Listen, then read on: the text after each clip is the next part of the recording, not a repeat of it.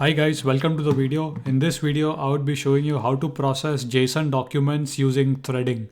So basically we'll process each of the JSON document on a separate thread. So that way it's pretty quick. So usually let's assume you have 4 JSON documents and it takes, the function takes 2 seconds. So for processing 4, it takes 8 seconds, right? How can we do that all the 4 in 2 seconds? Now look at this with Python and threading. First of all, what we did is basically we defined a function. This function, what it does is basically multiplies the ID by 100. So basically they are doing performing some operation and I'm sleeping for 2 seconds.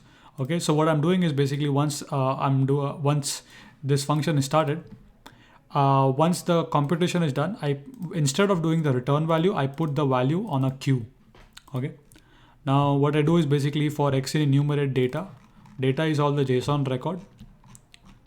Now for each of the record, I am calling that function, passing the arguments and basically starting the thread. So it's gonna, for each of them, it's gonna create simultaneous thread. So it's gonna work in parallel, like, you know what I mean? So that's what I'm trying to do.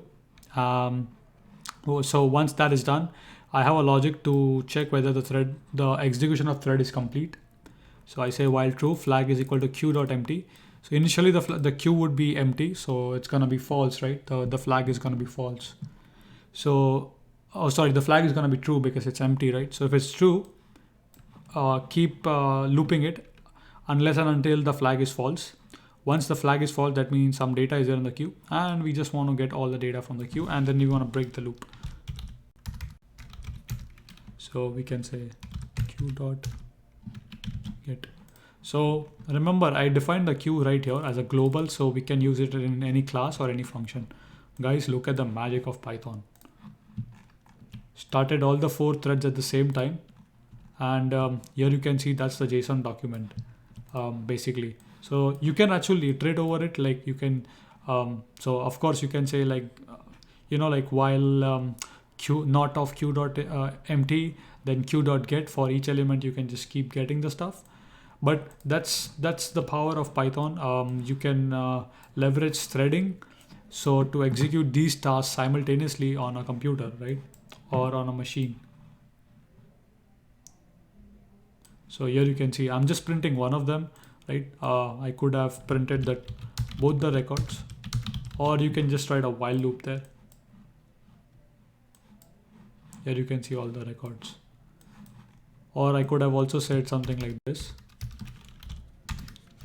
So while not queue dot empty, that means while queue dot empty, is it empty? No, it's not empty. So it's false. Not of false is true. So it's gonna execute.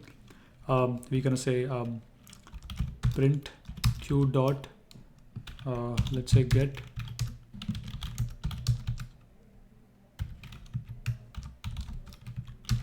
Okay, and at the end of this, once this loop is gonna break, we'll say break here. Let's check it out. Look at this. Amazing, right? It's pretty powerful for processing documents, JSON, pandas. At the same time, guys, everything goes in parallel. So do a thread or do a pool. If I do like pool and then run several threads on it, it's even more better than that, because for several reasons, like there is a limit on threads, so each pool can have like maximum threads and stuff like that. But I would recommend using these approaches for any document parsing, or basically if you're processing any documents, instead of doing it in a loop, use the queue based approach. Use this approach. It's pretty popular, and when you go in industries or when you're working as a software engineer, people will ask you to do this approach. If you're writing code synchronously, they won't like it. So hope you have enjoyed this tutorial, and if so, do give a like, and if you have any more questions, kindly list your questions in the comment section. Would be very happy to assist you. Thank you for watching. See you in the next video.